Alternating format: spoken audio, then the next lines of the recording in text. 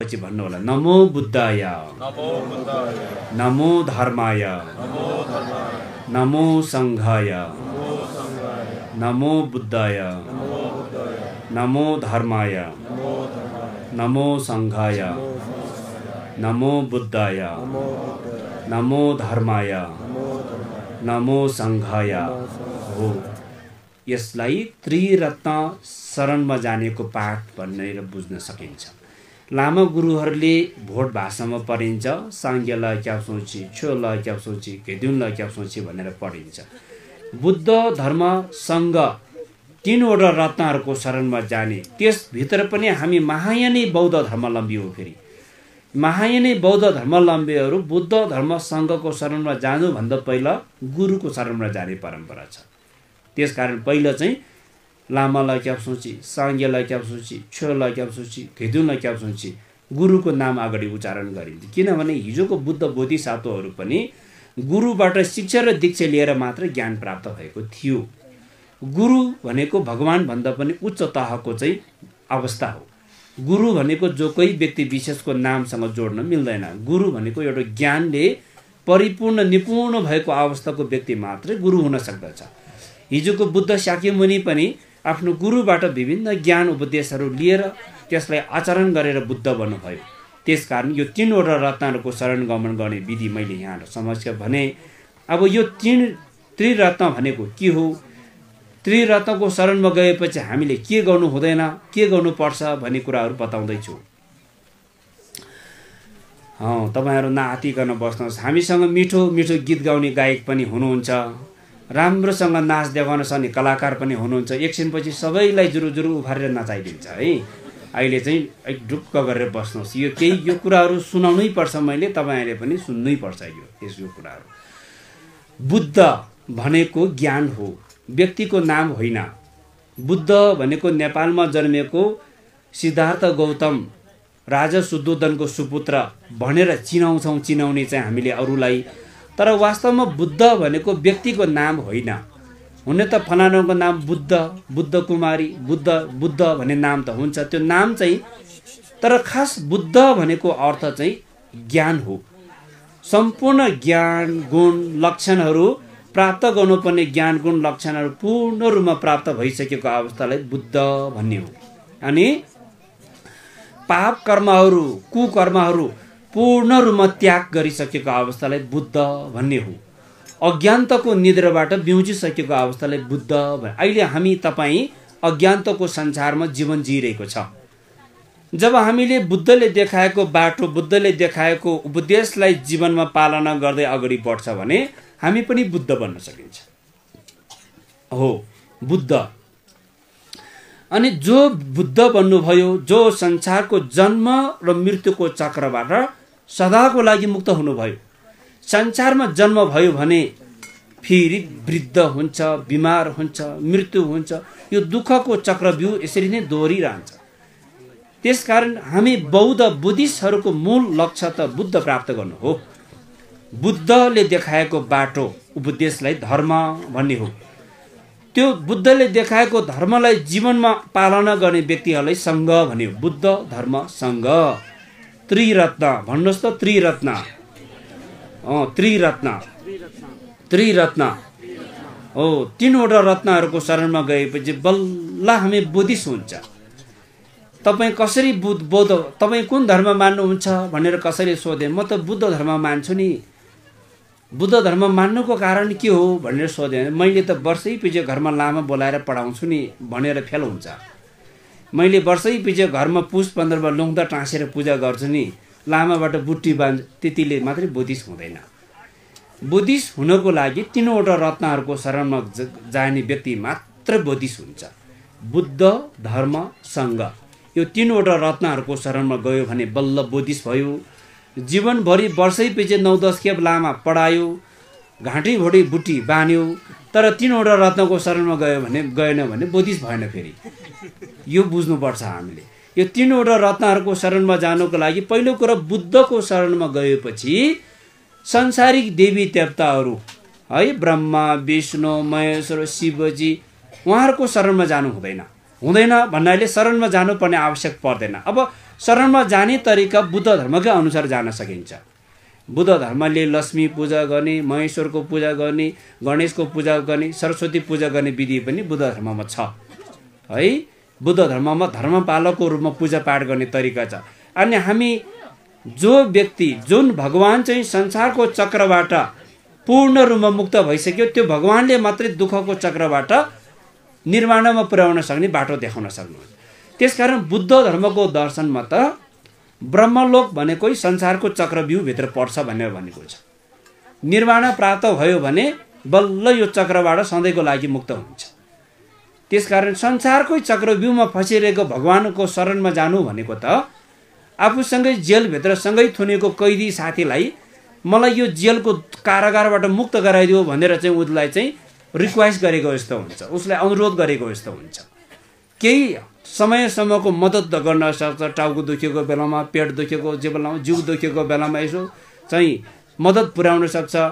तर आफूसँगै जेलको कारागारबाट त मुक्त गराउन सक्दैन, आफै जेलभित्र कुचेर बसिरहेको छ त। अनि हो त्यो जस्तै संसारको यो देवी देवताहरूले यो संसारको चक्रबाट हामीलाई दुःखबाट मुक्त दिन सक्दैन, सधैँको लागि मुक्त दिन सक्दैन। त्यो दिन सक्ने भनेको बुद्ध मात्रै हो त्यसरी बुझ्ने। त्यस कारणले संसारिक देवी देवता अब सिमी भूमि पूज्ने, उधोली उबली पूजा गर्ने, वायु पूजा गर्ने, पितृ पूजा गर्ने, सबै बुद्ध धर्म अनुसार गर्नुपर्छ हामीले। अनि धर्मको शरणमा गएपछि प्राणी हिंसा गर्नु हुँदैन।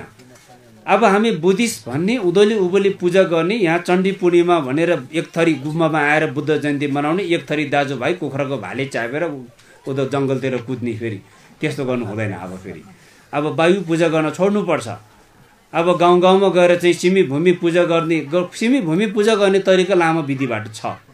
सांसर्ग्यम पूजा गरेपछि सिमी भूमि, जल देवता, थल देवता, भूमि देवता सबै देवी देवताहरूलाई समेटेर पूजा गरिन्छ।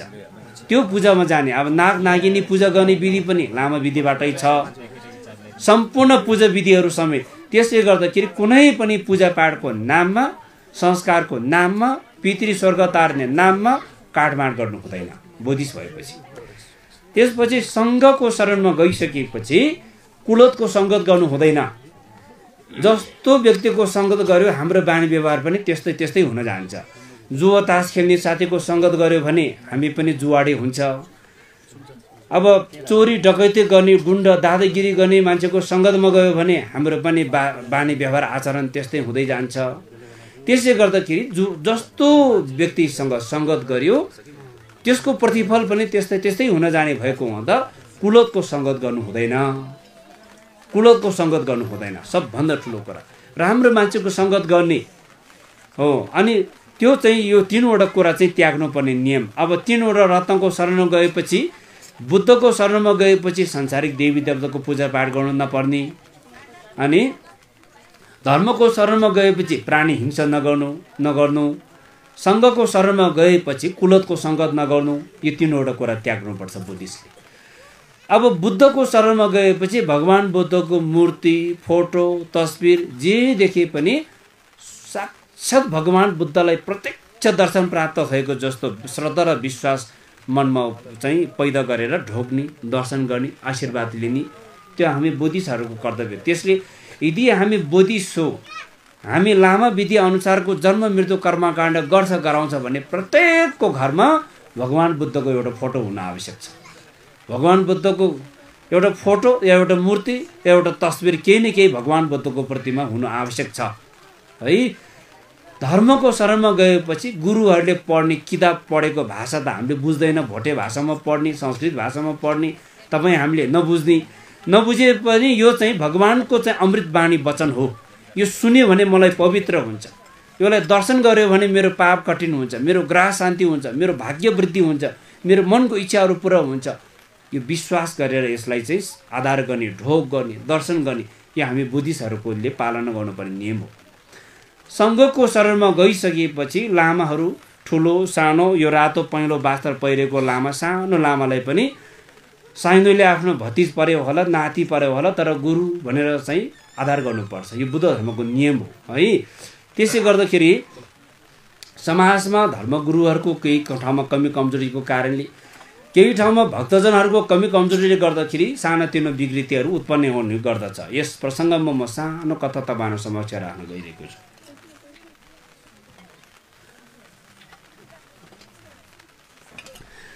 गुम्बामा लामा पढेर आयो। गाउँमा समाजमा लामा कोहीको घरमा मौरो पर्यो, कसैको घरमा दुख बिमार भयो, कसैको घरको रखबार गर्नु पर्यो, सह बुटाल्ने पूजा गर्नु पर्यो, लामा बोलाउँछ।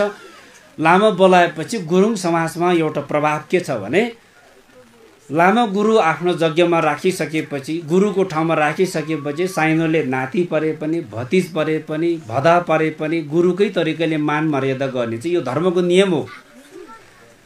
एउटा गाउँमा एकजना लामा गुरु पूजा गर्न पुगेछ। त्यो लामा गुरु पूजा गर्न गएको घर चाहिँ त्यो लामाको आफ्नै फुपूको घरमा गएको रहेछ। 3 दिनसम्म ग्रह काट्ने पूजा, सह बुटाल्ने पूजा, घरको रखबार गर्ने पूजा 3 दिनसम्म लगाएर लामा पढेको छ। अनि फुपूले चाहिँ खाजा ल्याउँछ। आफ्नै तपाईँ त मेरो आफ्नै भदै यस्तै खानपिन पनि मिठो छैन भन्ने, आजभन्दा भोलि, भोलिभन्दा पर्सि खाना त नमिठो नमिठो ल्याउँछ अरे कि झन्। अनि लामालाई मलाई त साह्रो हेप्यो। बरु अरू मान्छेको घरमा गयो भने मलाई कति मान गर्ने, कति सम्मान गर्ने, कति इज्जत, मेरो फुपूले मलाई साह्रो हेप्यो भनेर साह्रो मन दुखिन्छ त्यो लामा चाहिँ। त्यहाँबाट उसले चाहिँ मेरो फुपूले मलाई यस्तै, मैले केही गरिनँ भने सधैँ मलाई हेप्छ, मैले पनि केही बदला लिनु पर्यो भनेर फुपू चाहिँ खाजा खाने बेला भयो खाजा ल्याउँदैन। अब त खाजा खाने बेला अब खाजा लिएर आउँछ, पख मैले पनि जानेछु भनेर फुपू चाहिँ ट्रेमा खाजा बोकेर आएछ। लामाको पालो चाहिँ सिरानी लगाएर मजाले सुतेर ढाङ्ग्रो बजाएछ। सुतेर ढाङ्ग्रो बजाएर पढ्दै रहेछ। त्यहाँबाट फुपूको पालो, ओइ भदै लामा यसरी सुतेर पनि पढ्नुहुन्छ, सुतेर पनि ढाङ्ग्रो बजाउनुहुन्छ भने जुरुक्क हुने नि फुपू। अरू मान्छेको घरमा त हुँदैन, आफ्नै फुपूको घरमा त भइहाल्छ भनेर चाहिँ त्यस्तो भनेपछि त्यहाँबाट फुपूले पनि चाल पायो है, आफ्नै भदै भनेर हेला गर्नु हुँदैन रहेछ भन्ने थाहा भयो। त्यो गुम्बामा पढेर आएको हुन्छ। गाउँमा आफन्तहरूले चाहिँ अहिले पूजामा बस्ने बेलामा एउटा धर्मको अनुष्ठानमा चाहिँ बसिसकेको अवस्थामा चाहिँ हामीले सम्मान गर्नु, यो धर्मलाई जोगाउने कुरा हो। धर्म परम्पराको नियम भएको हुँदाखेरि हामी सबैले यसमा विचार गर्नुपर्छ। त्यसकारण यो 3वटा रत्नहरूको शरणमा जाने कुरा। अनि बुद्ध धर्म प्रतीत्य समुत्पात भनिन्छ। प्रतीत्य समुत्पात भनेको हेतु प्रत्यय। यदि कुनै पनि घटना घट्छ भने त्यसको पछाडि एउटा कारण हुन्छ। सबै वस्तुको कारण छ। यो संसारको सृष्टि कुनै भगवानले सृष्टि गरेको नभई, कुनै दैविक शक्तिको कारणबाट संसारको सृष्टि भएको नभइकन यो कर्मको कारणबाट यो जगत, यो लोक धातुको सृष्टि भएको मानिन्छ बुद्धको दर्शनले। हाम्रो जीवनको शैलीहरू पनि सुख दुःख, राम्रो नराम्रो, मानिसमा यो सबै प्रकारको एकै प्रकारको नहुनु, मान्छेमा यो विविधता हुनु पनि कर्मको कारणले। कोही मान्छे सुन्दर हुनु, कोही सुन्दरी हुनु, कोही रूप आफूले सोचेको जस्तो नहुनु, कोही मान्छे आयु लामो हुनु, कोही आयु छोटो हुनु, रोगी निरोगी हुनु, यो सबै कर्मको कारणले मानिन्छ। भगवानको कृपा त सबैको माथि बराबरै हुन्छ। भगवानले कसैले पाखा गर्दैन। भगवानको कृपा सबैको माथि बराबरै हुन्छ। तर त्यो आशीर्वाद थाप्ने पात्र, जसले राम्रो कुशल कर्म गरेको छ उसले धेरै आशीर्वाद पायो। जसले राम्रो कर्म गर्न सकेन उसले थोरै मात्रै आशीर्वाद पाउँछ। आकाशबाट यसरी अहिले पानी बर्सिरहेको छ, ऊ त्यो आँगनमा ठुलो भाँडा थाप्यो भने धेरै नै पानी त्यहाँ बस्छ। थोरै मात्रै भाँडो राख्यो भने पानी थोरै मात्रै बस्छ त्यहाँ। त्यस्तै हामी सबैलाई बराबरै प्रवचन सुनाएको हुन्छ। मन ध्यान लगाएर राम्रोसँग सुन्छु भन्ने मान्छेले धेरै नै चाहिँ भाँडा थापेको हुन्छ।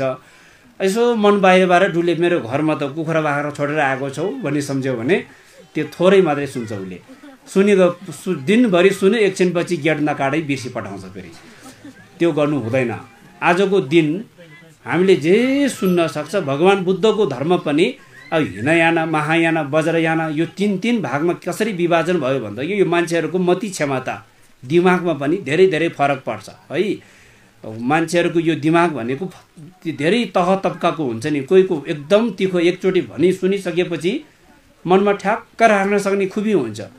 कोही मान्छेको सुनिसकेपछि सबै राख्न नसके पनि आधी उधी चाहिँ मनमा राख्न सक्ने हुन्छ। कोहीको चाहिँ थोरै मात्रै, कोहीको चाहिँ दिनभरि सुन्यो भरि एउटा पनि हुँदैन। फेरि त्यो सबैको मान्छेको स्तर एउटै नभएको हुँदा बुद्धको परिनिर्वाण भइसकेपछि भगवान बुद्धको चेलाहरूले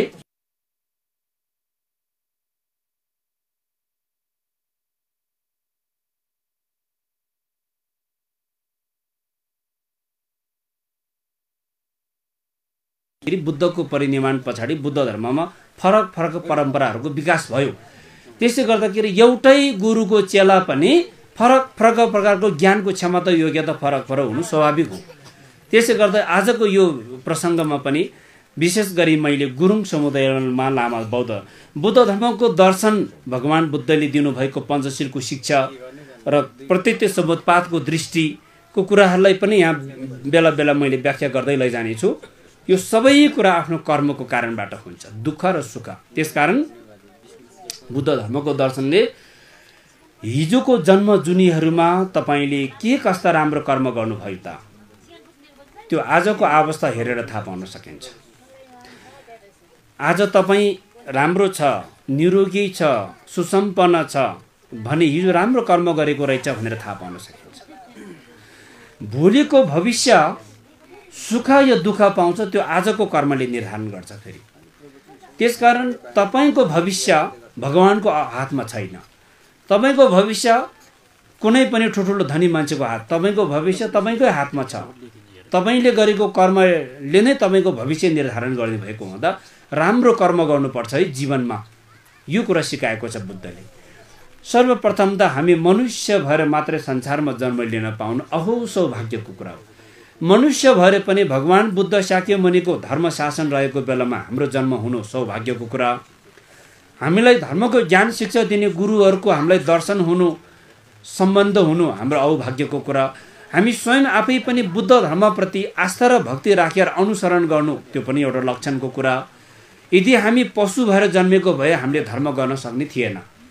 हामी प्रेत भएर जन्मेको भए धर्म गर्न सक्ने थिएन। नर्कमा जन्मेको भए धर्म गर्न यो कुनै संसार यदि हामी मनुष्यै भएर जन्मिए तापनि कान नसुन्ने, आँखा नदेख्ने, जिब्रो नचल्ने यस्तो अवस्थामा जन्मियो भने हामीले सही तरिकाले धर्म गर्न सक्ने थिएन। मनुष्य भएर त जन्मियो, सबै इन्द्रिय शक्तिहरू परिपूर्ण छ, तर मनमा धर्मप्रतिको विश्वास श्रद्धा भक्ति छैन भने गुम्बसँगै टाँसेको घरको मान्छे पनि गुम्बमा आइपुग्दैनौ। फेरि यस्तो आचमा हुन्छ। जो धर्मसँग श्रद्धा र भक्ति विश्वास भएको मान्छेहरू टाढा टाढा 1-2 घन्टा बाटोबाट हिँडेर पनि आज गुम्बामा कार्यक्रम छ, आज लामा गुरु आउनुहुन्छ, आज आशीर्वाद दिनुहुन्छ, प्रवचन सुनाउनुहुन्छ भनेपछि घरको काम कुखुरा बाख्रा सबै छोडेर आइपुग्छ यहाँ। त्यसले गर्दा यो सबै कुरा चाहिँ कर्मसँग जोडिएको हुनुपर्छ। कर्मसँग जोडेन भने चाहिँ यो खोजेर पाउँदैन, यो किनेर पाउँदैन, सापट लिएर पाउँदैन। यो कुराहरू आफैले चाहिँ बुझ्नुपर्छ। यो मैले चाहिँ यो समयलाई सदुपयोग गर्नुपर्छ। पहिलो कुरा यो मनुष्यको जीवन प्राप्त भएको बेलामा राम्रो कर्म, परोपकारी कर्म, कुशल कर्म गर्न सक्यो भने हाम्रो जीवन सफल हुन्छ। जीवनमा दुःख पाउँदैन। जीवनलाई सफल बनाउनको लागि, जीवनलाई अर्थपूर्ण बनाउनको लागि कुशल कर्म नगरेसम्म जीवन चाहिँ सफल हुन सक्दैन, जीवन सार्थक बन्न सक्दैन। धन पैसै मात्र कमाएको कारणले पनि जीवन सफल हुँदैन। नाम इज्जत ठुल्ठुलो तह तबका प्राप्त भएरै मात्रै पनि जीवन सफल हुँदैन। आफ्नो छर छिमेकी इष्टमित्र बलियो भएर मात्रै पनि जीवन सफल हुँदैन। जीवन सफल हुनु नहुनु राम्रो कर्म गर्नु र नगर्नुले निर्धारण गर्दछ। त्यस कारणले गर्दा नै बुद्ध धर्म आज विश्वमा चाहिँ वैज्ञानिकतासँग एकदमै मिल्दोजुल्दो धर्म यदि संसारमा छ भने त्यो बुद्धको धर्म मात्रै हुन सक्दछ भनेर कयौँ विद्वान वैज्ञानिकहरूले चाहिँ यसलाई प्रमाणित गरेको छ। यस कारणले गर्दाखेरि हामी मनुष्य मात्रै भएर संसारमा जन्मेको बेलामा हामीले धर्म नगर्नु, कर्म नगर्नु भनेको गाग्री बोकेर पाँधेरोमा पानी भर्न गयो, पानी नबोकिकन रित्तै गाग्री फर्क्यो भने के हुन्छ त? त्यो पानी भर्न गएको कुनै अर्थै हुँदैन। सुन खानेमा पुगेर रित्तो हात फर्केको मान्छे यस्तो हुन्छ। त्योभन्दा लठुवा के हुन्छ मान्छे? अनि यस्तो मनुष्यको सम्पन्न लक्षण सम्पन्न परियुक्त जीवन प्राप्त भएको अवस्थामा हामीले धर्म कर्म गर्नुपर्छ। आफ्नो लागि मात्रै त पशु प्राणीले पनि गर्न जानेको हुन्छ। सन्तान जन्माउनु, खाउनु, जीवन जिउने त पशु प्राणीले पनि जानेको छ, गाई वस्तुले पनि जानेको छ। तर अरूको लागि कर्म गर्न सक्ने क्षमता मनुष्यमा मात्रै हुन्छ। त्यस कारणले हिजो भगवान बुद्ध शाक्यमुनि भन्दा पनि अगाडिको बुद्धहरू सबै मनुष्यको जीवनमै कुशल कर्म परोपकारी कर्म गरेर बुद्ध बन्नुभयो उहाँहरू। हिजोको भगवानहरू सबै मनुष्यकै देह माध्यमबाट बन्यो। त्यो मनुष्यको जीवन भनेको एकदम सदुपयोग गर्न जान्यो भने एकदमै शक्तिशाली, धेरै मान्छेको दुःख कष्ट हरण गर्न सक्ने, मोक्ष मुक्तिमा पुर्याउन सक्ने मनुष्यमा हुन्छ। यदि यो जीवनलाई सदुपयोग गर्न जानेन भने यो भन्दा काम नलाग्ने केही पनि छैन। फेरि आफू पनि बिग्रिने भयो, अरूलाई पनि बिगार्ने भयो। फेरि यसले गर्दा यो जीवनलाई सदुपयोग गर्ने तरिका नै धर्मले सिकाउने, धर्मको आचरण गर्ने भन्नु नै के हो भने जीवन सरल तरिकाले जिउनु पर्छ। जीवनमा धन पैसा भएको धनी मान्छेहरूले मात्रै धर्म कर्म गर्न सकिन्छ भन्ने सोच विचार हटाउनु पर्छ हामीले। जीवनमा धन पैसा नभएकोमा गरिब मान्छेहरूले पनि यदि मेरो धन पैसा धनी सम्पत्ति भएको भए मैले पनि यस्तो उस्तो गर्ने थियो, यस्तो यस्तो इच्छा आकाङ्क्षाहरू मनमा राख्नु त्यति उचित हुँदैन। धनी छ भनेर घमण्ड गर्नु पनि भएन फेरि।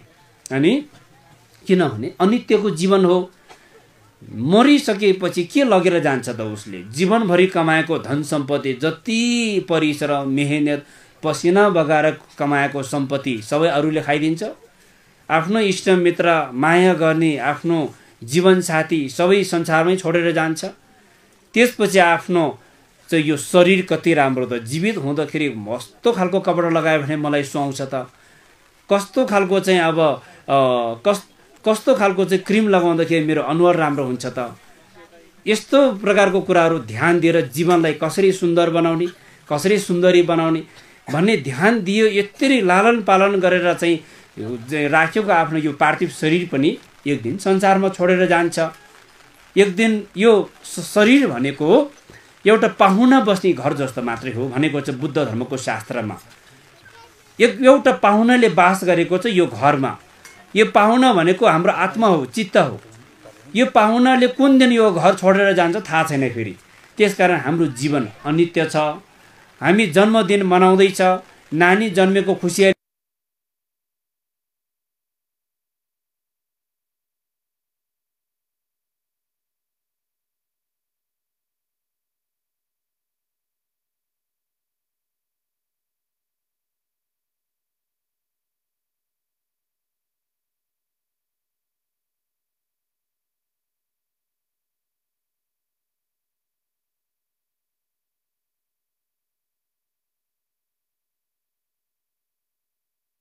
भइसकेपछि मात्रै हो। अहिले उमेर हुँदाखेरि त पैसा कमाउनु पर्छ हो, विदेश जानुपर्छ, रमाइलो गर्नुपर्छ भन्ने सोच विचार अधिकांशमा हुन्छ।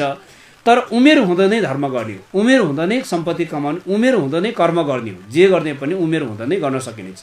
उमेर गइसकेपछि केही पनि गर्न सक्दैन, दिमागले पनि काम गर्दैन, शरीरले पनि काम गर्न सक्ने अवस्था हुँदैन। अहिले विश्वको सन्दर्भमा अकाल मृत्यु हुनेहरूको सङ्ख्या एकदम बढ्दो छ। अहिले तपाईँहरूले विचार गर्नुहोस् त, हाम्रो जीवन त्यसै त अनित्यको जीवन, एक दिन हामी मर्नुपर्छ यो कुरा सत्य छ। तर कुन ठाउँमा गएर मृत्यु हुन्छ त यो ग्यारेन्टी छैन। कहाँको पश्चिमको दोर्जे लामा पूर्वको रानीटारमा आएर मृत्यु भयो त? कहाँको पूर्वको मान्छे कुन कुन देश विदेशमा गएर मृत्यु भइरहेको छ? कुन ठाउँमा गएर हाम्रो मृत्यु हुन्छ यो निश्चित छैन। कस्तो प्रकारले मृत्यु हुन्छ त? जमिन बारीमा साग टिप्न गएको बेलामा चट्याङले लागेर मर्यो भने कति सुनिन्छ त? अनि बाटोमा गइरहेको गाडीले हिर्काएर मर्यो रे कति सुनिन्छ? त्यो कस्तो प्रकारले मृत्यु हुन्छ त त्यो पनि ग्यारेन्टी छैन। अनि कुन उमेरमा मृत्यु हुन्छ? उमेरै नपुगेको भर्खरको युवा युवतीहरू पनि अकालमा मृत्यु भइरहेको छ अहिले। भनेपछि जीवन अनित्य छ। म एकदम धनी छु, गरिब छु, मेरो अधिकार छ भनेर घमण्ड गर्नु हुँदैन रहेछ। कस्तो कस्तो धनी धनी मान्छेहरू पनि विपत्तिहरू आइलागेर एकदमै गरिब टाट पल्टेको हामीले कयौँ देखिरहेको छ। नेपालको भूकम्प आइसकेपछि कति करोडपतिहरू कति बिजोग भएको हामीले देख्यौँ। धनी भएर घमण्ड गर्नु हुँदैन। अनि गरिब छु मैले केही गर्न सक्दैन भनेर मन खुम्चाइहाल्नु पनि हुँदैन। फेरि सबैको धनी हुने दिन आउँछ, सबै गरिब हुने दिन आउँछ। यो पालो सबैको यो कर्मको चक्र सबैको माथि आइलाग्छ। त्यसले गर्दा राम्रो कर्म गरौँ, आफ्नो लागि मात्रै नगरौँ, अरूको लागि मात्रै पनि गरौँ, समाजको लागि गरौँ, पछि आउने भावी सन्तानहरूको लागि पनि हामीले राम्रो कर्म गरौँ। अनि हामी मरेर गए पनि आत्मसन्तुष्टि हुन्छ। जीवनमा मृत्यु पश्चात स्वर्ग जाने नर्क जाने कुरा जीवित अवस्थाको बाटो आफैले तय गर्ने कुरा हो। मरिसकेपछि परिवारले लाखौँ पैसा खर्च गरेर कार्य त गर्छ, तर स्वर्ग जान्छ कि नर्क जान्छ भन्नै सक्दैन रहेछ। यसो जीवित अवस्थामा आफूले राम्रो कर्म गर्यो भने मरिसकेपछि त कर्म गर्नै पर्दैन, आफ्नो कर्म आफ्नो ढोका आफैले खोलेर गयो त। जीवित अवस्थामा नै गर्ने राम्रो जति सक्दो गर्न सक्ने परोपकारी कर्म, धर्म, पुण्य कर्म जीवित हुँदै नै गर्ने चिज हो। जीवन अनित्य छ।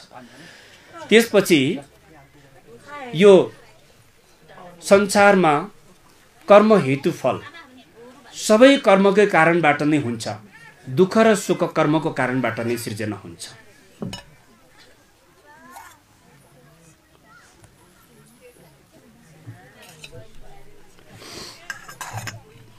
हामीहरूलाई कतिपय मान्छेहरूको मनमा यो लागिरहेको हुन्छ कि जस्तो धर्म गर्ने मान्छेहरू पूजा गर्ने, व्रत बस्ने, माला जप गर्ने, सधैँ चाहिँ विभिन्न तीर्थहरू दर्शन गर्ने, जो पूजा धेरै गर्छ, धर्ममा विश्वास गर्छ, उसको घरमा उसको परिवारमा पनि दुःख बिमार धेरै भइरहेको जस्तो, धेरै घरमा पनि चोरी लागेको जस्तो, घरमा पनि आगो लाग्ने जस्तो त्यस्तो समस्या पनि हुनसक्छ। अनि कोही मान्छे चाहिँ पाप गरेर फेरि दिनदिनै कुखुरा काट्दै मासु बेच्ने जस्तो, मान्छे लुट्ने जस्तो, त्यस्तो नराम्रै कर्म गरेको मान्छेहरूको घरमा दुःख बिमार पनि हुँदैन, बारीमा पनि खेतमा पनि अन्न बालीहरू सबैभन्दा धेरै धान उसकै फल्छ। त्यस्तो भएपछि मान्छेलाई चाहिँ के लाग्छ भने धर्म गरेर पुण्य पाउने, सुख पाउने, पाप गरेर दुःख पाउने भन्ने कुरा त बेकारै रहेछ, यो कुरा झुट रहेछ भन्न पनि त्यस्तो लाग्न सक्छ मान्छेको मन। तर यस्तो सोच विचार मनमा राख्नु हुँदैन। यो सबै कुरा कर्मले निर्धारण गर्ने कुरा हो। भगवान बुद्धको प्रत्येक बाणीहरू कर्म हेतु फल।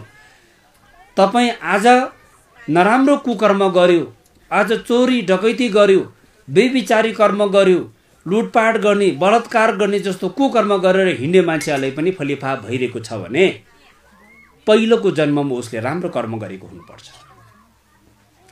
पहिलोको जन्ममा जुनीमा उसले राम्रो कर्म गरेको त्यो कर्मको परिणामले गर्दा, त्यसको प्रभावले गर्दाखेरि आजको जन्ममा उसले नराम्रो कर्म गर्दा पनि त्यो कर्मको फल तत्कालै देखा नपर्न सक्छ। जस्तै चरा उडेर जान्छ, जति उच्च आकाशमा जाँदाखेरि उसको छाया देख्दैन नि, तर छाया हुँदै नभएको त होइन।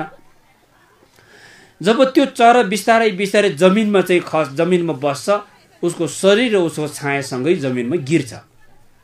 त्यो जस्तै नराम्रो पाप कर्म मात्रै गरेर हिँड्ने मान्छेलाई पनि कुनै पनि नराम्रो चाहिँ आपत्ति विपद नलागेको चाहिँ हामीले देख्छ भने त्यो चाहिँ उसले पूर्व जन्महरूमा राम्रै कर्म गरेको रहेछ भनेर बुझ्न सकिन्छ। तर अहिले उसले गरिरहेको नराम्रो पाप कर्म कुकर्मको प्रतिफल कुनै न कुनै दिन उसको शरीर र छाया जस्तै सँगै देखा पर्छ।